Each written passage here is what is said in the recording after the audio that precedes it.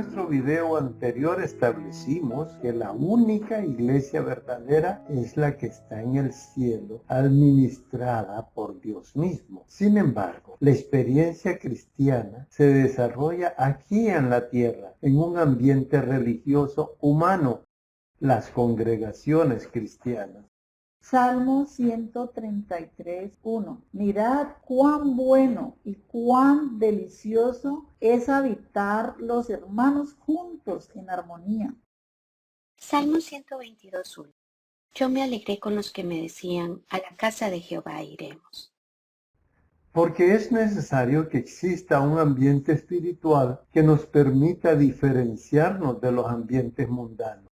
Salmos 84:10. Porque mejor es un día en tus atrios que 1000 fuera de ellos. Escogería antes estar a la puerta de la casa de mi Dios que habitar en las moradas de la maldad. Debemos definir qué es una congregación cristiana. 1 Corintios 1:2 dice, todos los que en cualquier lugar invocan el nombre de nuestro Señor Jesucristo. La congregación se refiere no a un edificio ni a una organización, sino a las personas que se reúnen en el nombre de Cristo. Mateo 18:20. Donde están 2 o 3 congregados en mi nombre, ahí estoy yo en medio de ellos. Debemos dejar claro que las congregaciones no son la iglesia. La iglesia de Cristo es una sola y en su conjunto no está en la tierra, sino en el cielo. Juan 17:20-23. Ruego por los que han de creer en mí, por la palabra de ellos, para que todos sean uno, que ellos sean uno en nosotros. Jesús ha dado a los creyentes la capacidad espiritual de ser un solo cuerpo con la iglesia en el cielo. Versos 22 y 23. La gloria que me diste, yo les he dado, para que sean perfectos en unidad. Años más tarde, San Pablo insistió en la unidad de la iglesia. 1 Corintios 1:10. Os ruego por el nombre de nuestro Señor Jesucristo, que habléis todos una misma cosa, y que no haya entre vosotros divisiones, sino que estéis perfectamente unidos en una misma mente y en un mismo parecer. San Pablo dio órdenes estrictas de cuidar que no hubiera divisiones. Tito 3:10. Al hombre que cause divisiones después de la primera y segunda amonestación, deséchalo. Pero a pesar de la oración de Jesús y las exigencias de Pablo, las divisiones comenzaron a darse temprano en la historia de la cristiandad. Marcos 9:38-40. Maestro, hemos visto a uno que en tu nombre echaba fuera demonios y se lo prohibimos, porque no nos seguía. Pero Jesús les dijo, no se lo prohibáis, porque ninguno hay que haga milagro en mi nombre, que luego pueda decir mal de mí, porque el que no es contra nosotros, por nosotros es. Filipenses 1:15-18. Algunos a la verdad predican a Cristo por envidia y contienda, pero otros de buena voluntad. Unos anuncian a Cristo por contención, no sinceramente, pero los otros por amor. No obstante, de todas maneras, o por pretexto o por verdad, Cristo es anunciado.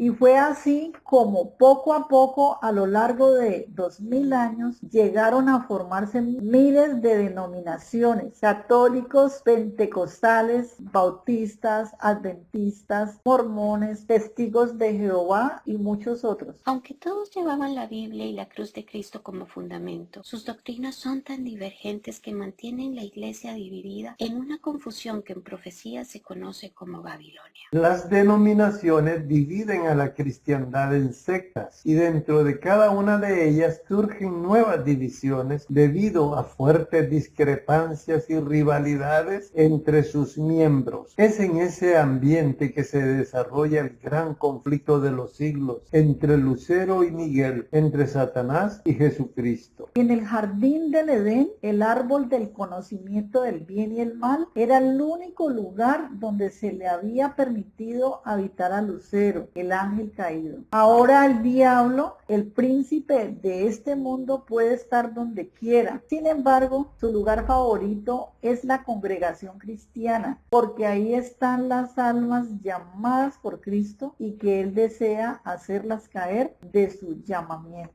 Jesús exhorta a los llamados a resistir las acechanzas del diablo y a ser fieles. Efesios 6, 10 y 11. Fortaleceos en el Señor, vestidos de toda la armadura de Dios, para que podáis estar firmes contra las acechanzas del diablo. La congregación es, pues, un campo de batalla en que somos llamados a vencer. Romanos 12, 21. No seas vencido por el mal, sino vence con el bien el mal. En estas condiciones, la congregación es un lugar donde las personas pueden salir lastimadas. Al cuidar de los más vulnerables, los miembros crecen espiritualmente. Primera de Corintios 11, 17 al 18. En esto no os alabo, porque no os congregáis para lo mejor, sino para lo peor. Cuando os reunís como iglesia, oigo que hay entre vosotros divisiones. Romanos 14, 1 al 6. Recibid al débil en la fe, pero no para contender sobre opiniones, porque uno cree que se ha de comer de todo, otro come solo legumbres. El que come no menosprecia al que no come, y el que no come no juzgue al que come, porque Dios le ha recibido. El que come, para el Señor come, porque da gracias a Dios, y el que no come, para el Señor no come, y da gracias a Dios. No es de sorprenderse que en las congregaciones cristianas puede encontrarse toda especie del mal y eso causa la caída de muchos. Mateo 18, 7. Ay del mundo por los tropiezos, porque es necesario que vengan tropiezos, pero ay de aquel hombre por quien viene el tropiezo. Romanos 14, 12. Ya no nos juzguemos más los unos a los otros, sino más bien decidir no poner tropiezo u ocasión de caer al hermano. Los conflictos dentro de las congregaciones revelan la mano oscura de Satanás. Él introduce en la congregación aliados suyos que le ayuden en su obra de destrucción. Y luego él mismo se encarga de que estos cristianos lastimados se vayan de la congregación y no quieran saber nada más de Cristo. Mateo 24, 3 al 24. ¿Qué señal habrá de tu venida y del fin del siglo? Jesús dijo, mirad que nadie os engañe, porque vendrán muchos en mi nombre, diciendo yo soy el Cristo. Y se levantarán falsos cristos y falsos profetas, y a muchos engañarán. Verso 12. Y por haberse multiplicado la maldad, el amor de muchos se enfriará. Muchas congregaciones son manipuladas por pastores abusivos que se aprovechan de la ingenuidad de sus miembros. Las víctimas son seguidores de hombres y no de Dios. Juan 12, 42 y 43. Muchos creyeron en él, pero a causa de los fariseos no lo confesaban para no ser expulsados de la sinagoga, porque amaban más la gloria de los hombres que la gloria de Dios. Los llamados solo pueden salvarse de estos abusos estableciendo una conexión directa con Dios y no depender de los hombres. Hechos 5, 29. Es necesario obedecer a Dios antes que a los hombres. La estrategia para contrarrestar el daño satánico es crecer. La congregación y el miembro individual deben estar en constante crecimiento mediante el estudio de la Biblia y la devoción espiritual. Segunda de Pedro 3:18. Creced en la gracia y el conocimiento de nuestro Señor y Salvador Jesucristo. Para ocuparse del crecimiento de la congregación, Dios estableció un orden y un liderazgo que debe respetarse en la medida de lo conveniente para la causa de Cristo. Efesios 4, 11 al 13. Él constituyó apóstoles, profetas, evangelistas, pastores y maestros a fin de perfeccionar a los santos para la edificación del cuerpo de Cristo, la iglesia, hasta que todos lleguemos a la unidad de la fe y del conocimiento del Hijo de Dios, a un varón perfecto, a la medida de la estatura de la plenitud de Cristo. Cuando las congregaciones crecen saludablemente, se acercan al ideal de la iglesia en el cielo, esa iglesia pura, sin mancha, sin arruga. Teniendo en cuenta las dificultades que presentan las congregaciones, tenemos que tener en claro que nuestra meta no es la congregación. Esta es solo un medio. Nuestra meta es llegar a ser parte de la iglesia de los salvos, la iglesia del cielo, y esa es una meta personal. Proverbios 4:18. La senda de los justos es como la luz de la aurora, que va en aumento hasta que el día es perfecto. Por eso, debemos pedir a Dios discernimiento para rechazar lo malo y retener lo bueno. Primera de Tesalonicenses 5, 19 al 23. No apaguéis al espíritu, no menosprecéis las profecías, examinadlo todo y retened lo bueno. Absteneos de toda especie de mal. Juan el Bautista es el modelo de todo líder y de toda congregación respecto a su función de ganar almas para el reino de Dios. Juan 1, 35 al 37. Estaba Juan y dos de sus discípulos, y mirando a Jesús que andaba por allí, dijo: He aquí el Cordero de Dios. Le oyeron hablar los dos discípulos y siguieron a Jesús. Los líderes deben entender que ellos no son los dueños de las almas, que éstas le pertenecen a Jesús, y su deber es ayudar a sus discípulos a establecer su conexión con Cristo. Una vez establecida esta, deben dejar que Jesús dirija su crecimiento, mientras ellos disminuyen su influencia. Juan 3, 25 al 30. Los discípulos de Juan vinieron a Juan y le dijeron: Rabí, mira que el que estaba contigo al otro lado del Jordán, de quien tú diste testimonio, bautiza, y todos vienen a él. Respondió Juan: El que tiene la esposa es el esposo, mas el amigo del esposo, que está a su lado y le oye, se goza de la voz del esposo. Así pues, mi gozo está cumplido. Es necesario que él crezca, pero que yo mengue.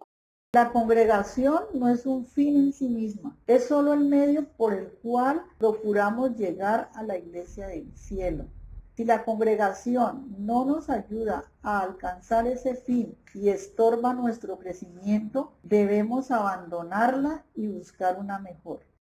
Mateo 10, 22 al 23. Seréis aborrecidos por causa de mi nombre, mas el que perseverare hasta el fin, éste será salvo. Cuando os persigan en esta ciudad, huid a la otra. ¿No acabaréis de recorrer todas las ciudades de Israel antes que venga el Hijo del Hombre? Sin embargo, debemos cuidarnos de no dejar de congregarnos, pues la congregación es importante para todos nuestros ejercicios espirituales. Hebreos 10:25. No dejando de congregarnos, sino exhortándonos, y tanto más cuanto veis que aquel día se acerca. La congregación no es perfecta, para que la construyamos con nuestros dones y ministerios. Romanos 12, 5 al 10. Nosotros somos un cuerpo en Cristo y todos miembros los unos de los otros. De manera que teniendo diferentes dones y el de profecía, úsese conforme a la medida de la fe. O si de servicio en servir, o el que enseña en la enseñanza, el que exhorta en la exhortación, el que reparte con liberalidad, el que preside con solicitud. El que hace misericordia con alegría. El amor sea sin fingimiento. Aborreced lo malo, seguid lo bueno. Amaos los unos a los otros con amor fraternal.